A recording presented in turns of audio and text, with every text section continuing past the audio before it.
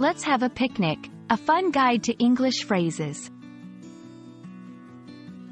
Hello, everyone. Welcome back to our channel, where we make learning English easy and fun. Today, we're diving into a very interesting and commonly used phrase. Let's have a picnic. This phrase is not just about food. It's a window into English culture, social activities, and language nuances. So, grab your notebook, and let's embark on this linguistic journey together. We hope you find today's video helpful and enjoyable. Let's have a picnic is a phrase that invites someone to participate in a meal eaten outdoors, usually in a scenic setting like a park or beside a lake, where food is enjoyed in a casual and relaxed atmosphere.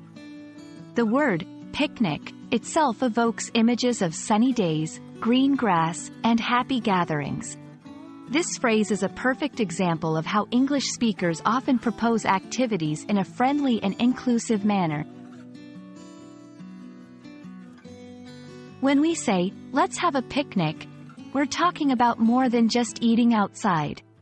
A picnic typically involves preparing food at home and bringing it to an outdoor spot.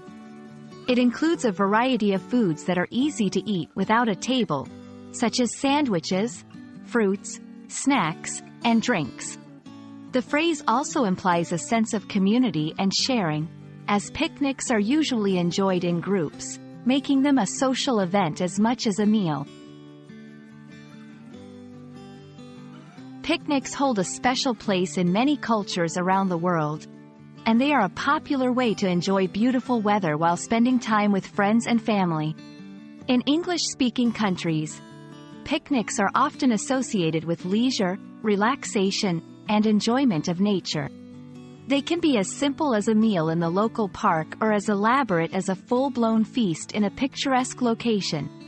This activity reflects the value placed on community, outdoor activities, and making the most of good weather.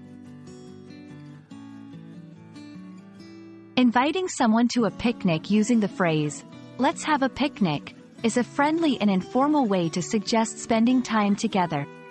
It's a versatile phrase that can be used in various contexts. Whether you're planning a romantic date, a family outing, or a casual get-together with friends.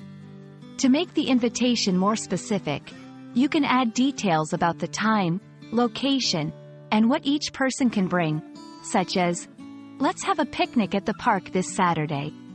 I'll bring the sandwiches, and you bring the drinks." And there you have it, a closer look at the phrase, "Let's have a picnic," and everything it entails. We hope this video has not only expanded your English vocabulary but also given you a glimpse into the cultural practices surrounding picnics in English-speaking countries. Remember, learning a language is not just about memorizing words. It's also about understanding the culture and the context in which those words are used.